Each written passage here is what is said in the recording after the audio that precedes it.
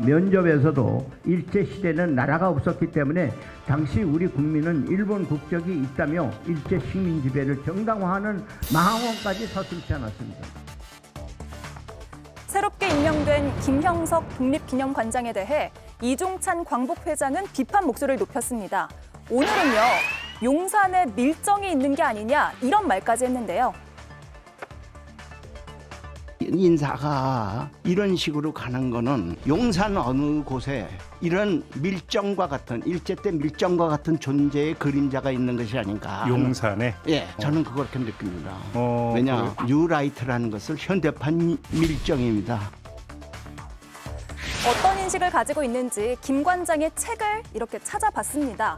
우리가 아는 광복절 1945년 8월 15일은 당시에는 해방일이었을 뿐 광복이나 독립으로 불리지 않았다며 우리나라의 진짜 광복절이 언제인지 향후 밝혀내야 한다는 취지로 적었습니다. 뉴라이트의 건국절 논쟁과 비슷한 궤적에 주장을 하면서요. 문재인 정부의 역사관을 강하게 비판하기도 했습니다. 문 정부가 1919년 임시정부 수립을 건국의 시작으로 봤던 건 근거가 부족할 뿐더러 그동안 했던 적폐청산 작업들이 기존의 현대사를 부정하는 작업이다 이렇게 얘기를 한 겁니다. 자, 명색의 독립기념관의 관장인데 이렇게 밀정이란 말까지 나오는 상황 어떻게 봐야 할까요? 네, 함께할 네 분 소개해드리겠습니다. 한민수 더불어민주당 의원, 오신환 전 국민의힘 의원, 김보엽 조국혁신당 수석 대변인, 전성균 개혁신당 최고위원 나와주셨습니다. 안녕하세요. 안녕하세요. 네.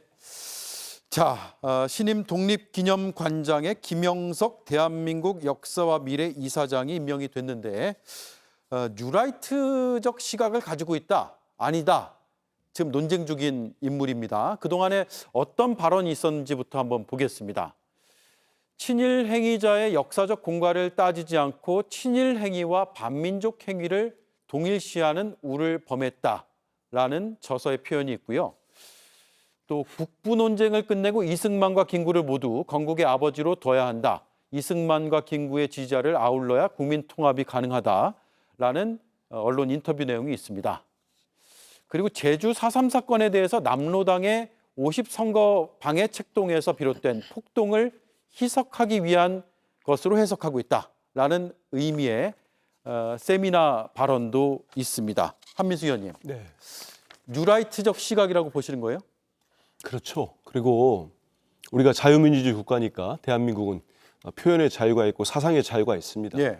이분이 뭐 교수로서, 저는 그것도 못마땅합니다만은 교수로서나 학자로서 어떠한 주장을 할 수 있어요. 다른 생각도 포용해야 되지 않겠습니까? 하지만 이 독립기념관장입니다.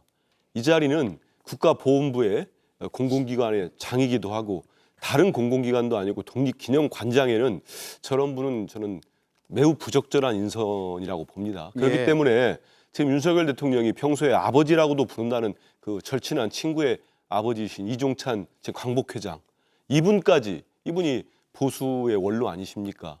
저렇게 밀정이라는 표현까지 써가면서 용산에 밀정 있다는 표현까지 반대하시는 겁니다. 전 최근에 윤석열 대통령의 인사들, 윤석열 정권의 인사들이 도저히 국민적 상식으로 이해 안 되는 인사들이 계속 이어지고 있어요. 김형석 독립기념관장 그렇죠. 이진숙 방통위원장 그렇죠. 이런 분들이 모두 김문수 고용노동부 장관 후보자 그렇죠.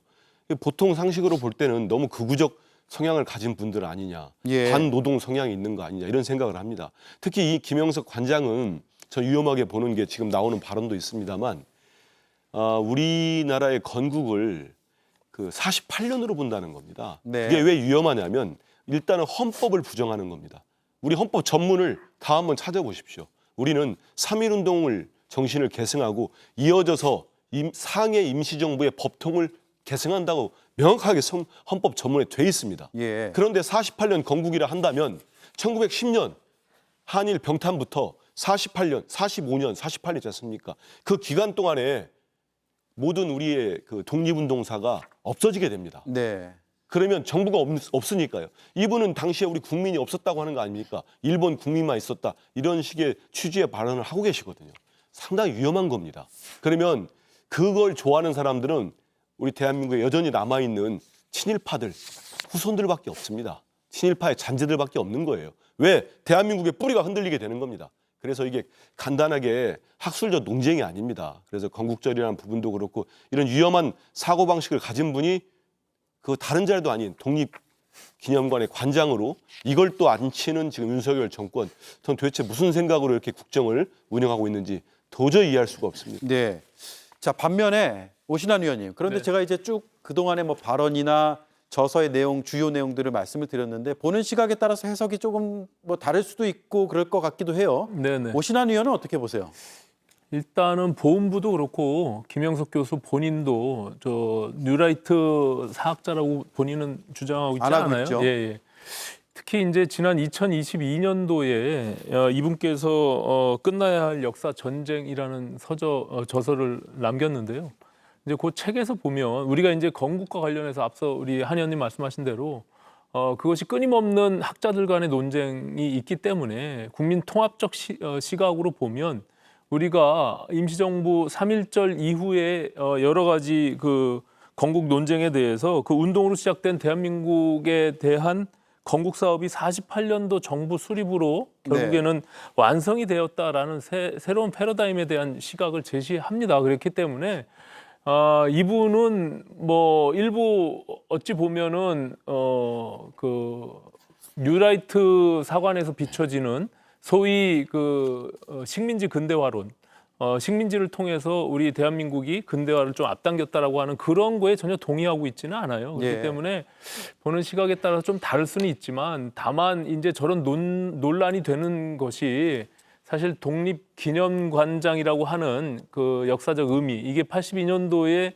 국민 성금을 통해서 그렇죠. 이게 706억 원이라고 하는 국민들이 낸 돈을 통해서 또 물론 정부 예산이 들였겠지만 1,000억 원의 예산으로 독립기념관을 세운 겁니다. 그렇기 때문에 국민 눈높이에 맞는 그런 관장으로서의 지위와 역할이냐라고 하는 측면에서 논쟁은 있을 수 있겠으나 저분 자체가 학자로서 무슨 뉴라이트 사관을 본인이 신봉하는 그런 학자는 아니다. 그리고 본인도 독립운동사를 전공한 그런 역사학자라고 본인은 주장하고 있거든요. 예.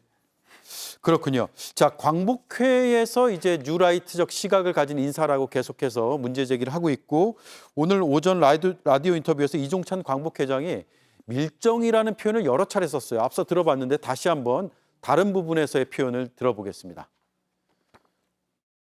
인사가 이런 식으로 가는 거는 용산 어느 곳에 이런 밀정과 같은 일제 때 밀정과 같은 존재의 그림자가 있는 것이 아닌가. 일본을 더 미화하는 이런 장난을 하고 있는 거 아닌가 하는 사실은 그런 불안한 감을 갖고 있습니다. 김보엽 의원님, 예. 이종찬 광복회장이 이런 표현도 썼습니다. 김관장을 앉히기 위해서 사전 각본을 짰다. 예. 그러니까 이제 사전에 이미 다른 이사를 임명해 놓고 그리고 이번에 김영석 기념관장을 임명을 했다라는 건데 이게 지난 2월에는 실제로 뉴라이트 계열 인사가 독립기념관 이사가 된 적이 있죠. 지금도 맡고 있고요. 예, 김형석 신임 독립기념관장이 나는 뉴라이트가 아니다. 뉴라이트 사관을 갖고 있지 않다. 이렇게 얘기를 하는 거 보면 뉴라이트가 나쁜 거인 건 아는 것 같아요. 그런데 지난 2월 달에 독립기념관 이사에 먼저 가 있던 분은 뉴라이트가 확실합니다. 박이택이라는 분인데요. 낙성대 경제 연구소장을 지냈죠. 이 낙성대 연구소가 바로 식민지 근대화론, 뉴라이트 사관의 산실입니다. 이 박이택이란 분은 독립운동 연구를 하지 않은 분입니다. 그런데도 이분을 임명을 해서 당시 독립기념관의 이사들 모두 혹은 대부분이 이분의 임명을 반대했는데도 보훈처에서 아마 임명을 강행을 했죠. 예. 식민지 근대화론이 왜 나쁘냐? 이분들은 일제의 강점을 인정하지 않습니다. 예를 들어서 일제가 당시 식민지 삼고 수탈을 했다는 것 인정하지 않고요. 강제징용 그리고 이른바 위안부 문제에서 강제성이 없었다라고 주장을 합니다. 이런 주장 많이 들어보셨죠? 지금 현재 일본 정부와 똑같은 주장을 하는 분입니다. 아까 그 신임 관장도 친일과 반민족 행위 구별해야 한다. 있다라는 주장을 펼쳤는데 예. 친일 중에 먹고 살기 위해서 소극적인 친일을 한 것과 적극적인 의지를 가지고 적극적으로 친일을 한 거를 구별을 하자. 여기까지는 인정을 할 수 있겠어요. 근데 친일 행위 중에 반민족 행위가 아닌 것을 어떤 사례를 들 수 있죠. 예를 들어서 친일인데 우리 민족에게도 유리했던, 우리 민족에게도 이익이 됐던 행위가 있나요? 저는 그 관장님한테 그렇게 물어보고 싶고, 조국혁신당은 오늘 이런 논평을 냈습니다. 날이 많이 더워서 윤 대통령이 실수한 것 같다. 지금이라도 이 양반 임명을 철회를 해라. 그러면 봐드리겠다. 근데 이 이종찬 광복회장이 얘기하는 밀정, 용산의 밀정, 무슨 얘기하고 싶었을까요? 윤석열 대통령이 밀정 아니냐, 밀정 같은 짓 하고 있다. 이런 비판을 에둘러서 하신 걸로 봅니다. 예. 자, 그동안에 독립기념관장은 어떤 인물들이 맡았었는지 저희가 쭉 정리를 한번 해봤는데, 독립운동가 자손들이 많습니다. 그래서 안춘생, 최장창규, 박유철, 이문원, 윤주경 의원도 있네요. 이런 식으로 이제 주로 독립운동가 자손들이 맡아서 크게 논쟁적이지가 않았어요. 근데 왜 굳이 뉴라이트라고는 아니라고는 하지만 그런 논쟁에 휘말릴 수 있는 인물을 임명했을까? 여기서 이제 비판적인 시선들이 생기는 거 아니겠습니까? 그러니까요. 그래서 국민들께서 이걸 보시고 또 지겨워하실 것 같습니다. 매번 인사가 또 뉴라이트야? 이런 생각하실 것 같아요. 그래서 어느덧 윤 정권이 이제 남은 임기가 33개월 채 안 남았는데 임기 초부터 뉴라이트 계열, 특히 이명박 정부 인사가 되고 중용됐거든요. 근데 이 시점에서 변화를 꾀해야 될 이 시점에서 다시 한번 또 뉴라이트라고 보이는 분을 특히 독립기념관장으로 모신다는 것은 참 이해가 되지 않고, 특히나 윤석열 정권은, 그러니까 윤석열 정부의 그 인력의 풀이 문제인지 아니면은 주변 사람들의 인사권을 철저하게 관리하고 있는지가 좀 의심스럽습니다. 그래서 윤석열 대통령의 무능인지 주변 뉴라이트계의 십상시 역할을 하는 것인지 저는 둘 다라고 보고 있습니다. 예, 오신환 의원님. 그런데 이제 어쨌든 임명은 됐고, 그렇다면 이걸 임명을 뭐 지금 와서 철회할 수 있는 것이냐, 아니면 뭐 추가로 임명의 배경 같은 것들을, 혹은 전문성, 배경 지식 이런 것들을 좀 더 국민들한테 상세하게 설명을 할 필요가 있는 것이냐라는 여러 가지 생각들이 들 것 같아요. 어떻게 보십니까? 그러니까 뭐 독립기념관장을 뭐 인사청문회 하는 절차는 없지만 김영석 교수가 이런 논란이 있는 부분들에 대해서 본인의 입장을 좀 소상히 밝힐 필요는 있을 것 같아요. 스스로 밝힐 필요가 있다. 그렇습니다. 이제 어쨌든 독립기념관이 갖고 있는 상징성도 있고, 또 앞서 이제 김영석 관장 포함해서 11명의 독립기념관장인데 주로 독립 운동가들의 후손들이 이 기념관장을 했습니다. 7명이 그렇게 됐고요. 예. 뭐 그 이전에 김대중 정부에서 김상웅, 김주연 이 두 분의 독립기념관장은 사실은 독립운동가의 후손은 아니고요. 뭐 언론인 출신이기도 하고 또 일부 정치인 출신이기도 합니다.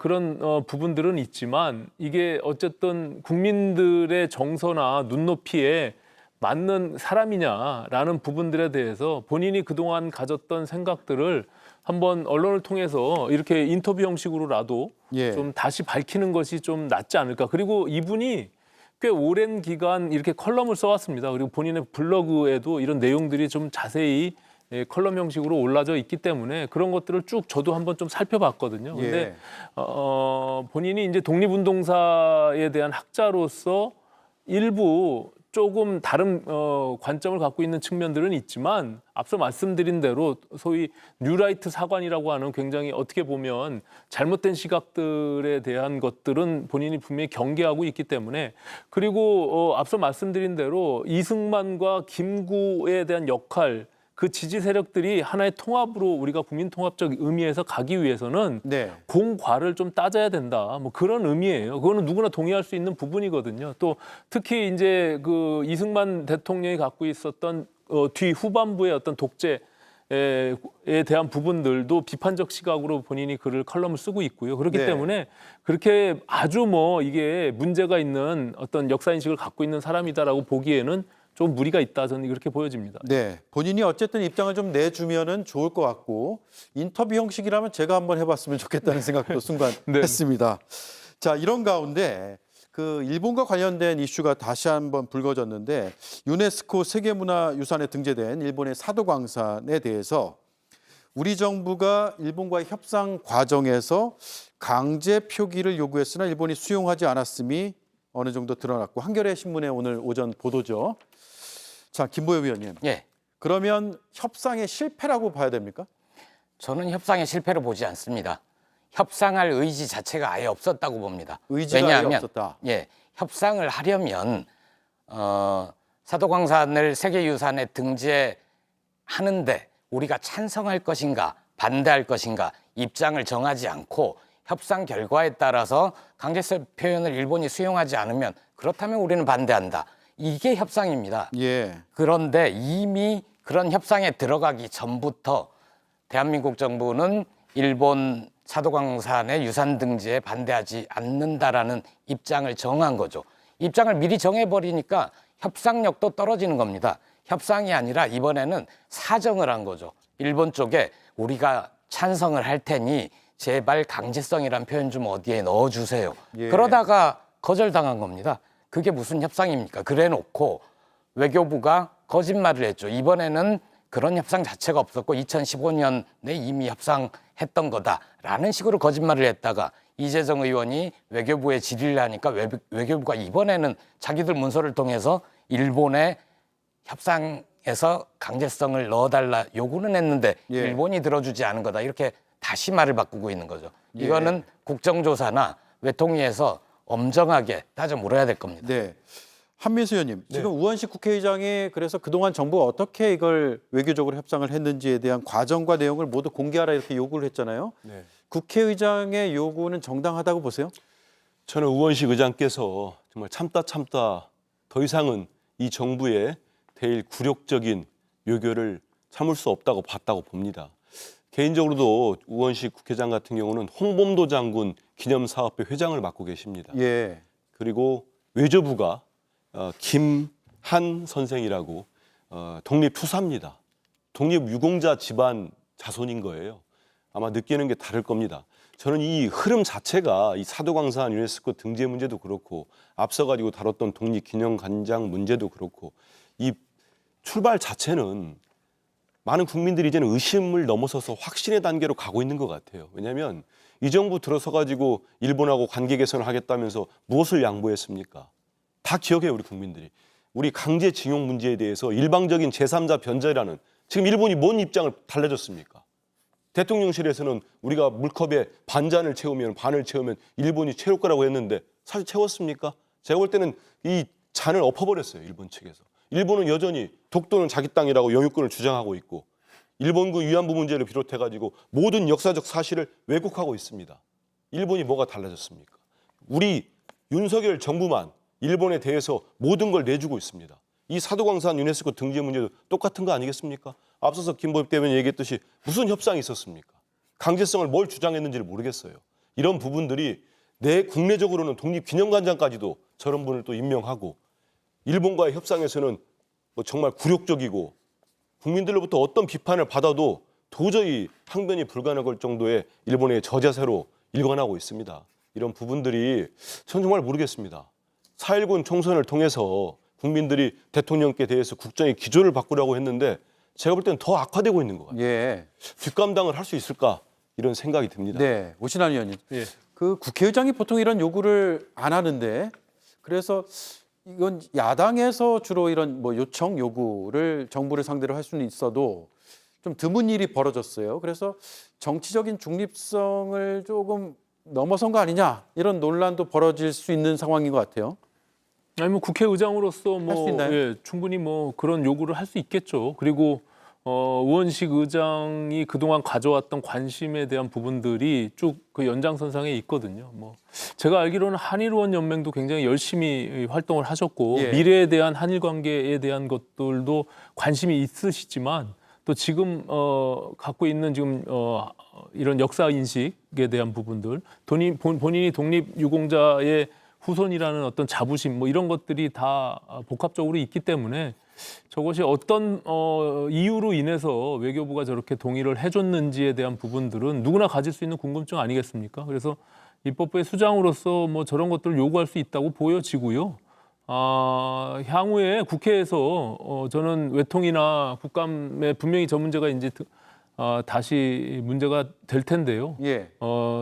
정부의 정확한 입장들을 우리가 확인할 필요는 있다고 보여집니다. 그래서 그 세 가지 조건부에 대한 부분들이 지켜질 수 있도록 특히 이제 추도식을 하기로 했잖아요. 우리 저 반도 노역자들에 대한 추도식에 대한 명부를 지금 계속 공개 요구를 하고 있는데 네. 일본이 거기에도 응하지 않고 있거든요. 그래서 외교부는 계속 그것들을 지금 요구하고 있다라고 하는 입장이기 때문에 그것들도 관철될 수 있도록 그래야 정확한 대상자를 우리가 알 수가 있고 그 추도를 제대로 할 수가 있는 거 아닙니까? 그렇기 네. 때문에 일본이 저런 부분들에 대해서 이렇게 뜨뜻미지근하게 나올 때 정부는 강하게 그 부분에 대한 요구를 분명히 해야 된다 저는 이렇게 생각합니다. 예. 그렇군요. 알겠습니다. 여기까지 정리를 하고요. 다음 이슈는 영상으로 보겠습니다.